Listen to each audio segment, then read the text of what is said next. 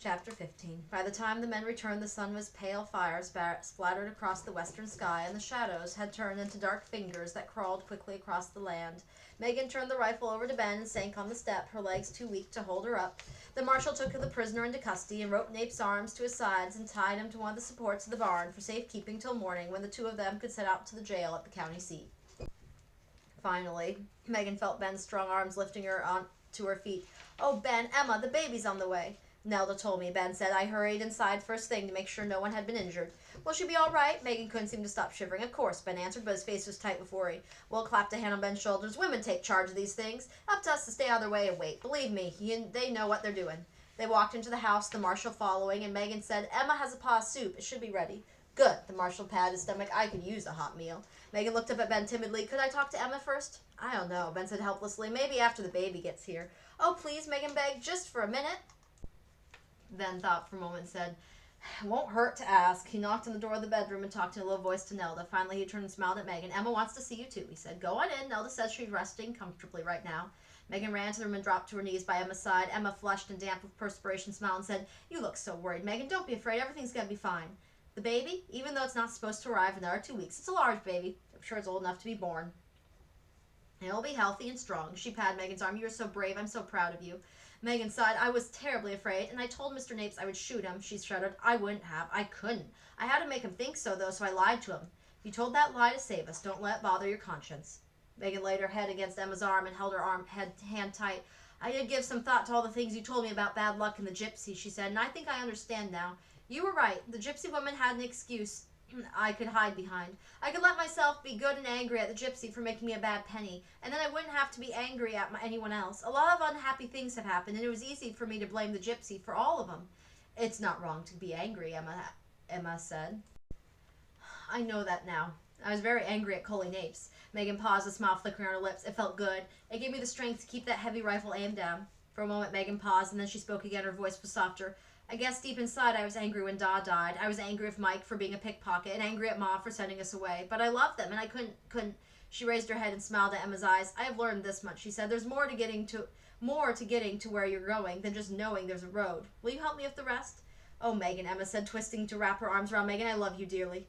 Megan snuggled joyfully in Emma's hug. "After the baby comes, there's something I want to give you," she murmured. "It's a drawing Mr. Cartwright made." "But that's your treasure," Emma protested. "That's why I want you to have it," Megan said. Emma beamed. "Oh, Megan, what a wonderful gift." Suddenly Emma released her hold on Megan and lay back panting, her eyes closed as she gripped the edge of the quilt. Megan sat back on her heels, frightened. "Emma," she whispered. Mrs. Parsons said, "Don't worry, Megan." She helped Megan to her feet. "Suppose you dish up supper for the others. That's the best thing you can do to help right now." "Are you sure she's all right?" "Positive." Megan did as she was told, glowing in the warmth of Emma's beautiful words. "I love you dearly." "And I love you, Emma," Megan said over and over to herself. "You and Ben and the baby." And she prayed with all her might the baby be strong and healthy, and she prayed for Emma. And each time she heard the sounds from the bedroom, time moved slowly. Why was the wait so long? Later, much later, after everyone had eaten and Megan was carrying a stack of empty bowls to be washed, she heard a baby's cry, and the tin bowls and spoons clattered to the floor. "The baby!" she gasped, and everyone stared wide-eyed at the closed door till they heard Nelda shout, "It's a healthy little boy!" Ben grinned broadly as the marshal and Will clapped him on the back and shouted congratulations. Megan grabbed Thea's hand, spun her around and around, laughing and shouting. It seemed to take forever before the bedroom door opened, and Nelda said, "Ben and Megan, you can come in now." Megan tiptoed into the room just behind Ben, and Emma, who was propped against the pillows, holding the baby, who was wrapped in a small blanket in her arms, and Ben stooped to kiss Emma, and she pulled back a corner of the blanket to exhibit the tiny red face. Megan laughed with delight. The baby looked so much like Petey when he was born, red and wrinkled, and a nose no bigger than a round button. "He's beautiful and wonderful," she murmured. Emma reached over to clasp Megan's hand and looked up at Ben. "Now we have a daughter and a son to love." Ben put an arm around Megan, and she snuggled against him, but Emma's eyes began to sparkle with mischief. "You know how hard it was for me to wait for Christmas," she said to Ben. She nuzzled to the top of her son's fuzzy head. "We received an early Christmas present. Now it should be Megan's turn." "Emma," he protested with a laugh. Emma paid no attention. "Megan, look in the chest. The top drawer." As Megan did, Emma directed, "See the bundle wrapped in brown paper? Take it out and open it. It's yours."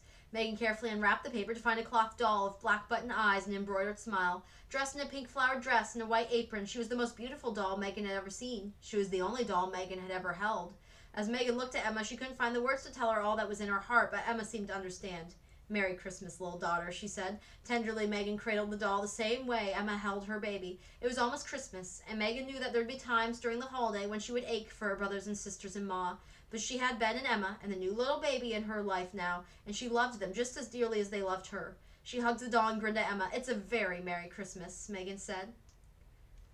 As Grandma closed the journal, Jennifer sighed. "I know how Megan must have felt. I'd hate to be away from my family at Christmas, especially if I hadn't heard from them and wondered how they were doing."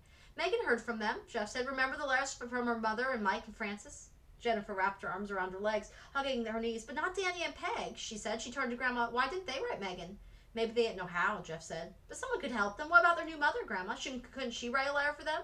Grandma shook her head. "I'm afraid not." Both Jennifer and Jeff stared at her. "Why not?" Grandma got to her feet. "It would take too long to tell you now. That's another story." Jennifer studied her grandmother with suspicion. "Can't you even give us a hint? Did Danny and Peg get into trouble?" "Yes," Grandma said. "Some of it was Danny's own making, but the attempted kidnapping, well, of course that wasn't his fault." Jennifer jumped up. "Kidnapping? Can't you tell us more about it?" Grandma looked at her watch. "We've got time to make a trip to the grocery store before I put a roast in the oven. You want to come along?" "I do," Jeff said. "I do too," Jennifer answered, "but you didn't answer my question." Grandma smiled. "I'll answer it. I'll tell you everything about that Frances Mary wrote in her journal about Danny and Peg, but not until tomorrow."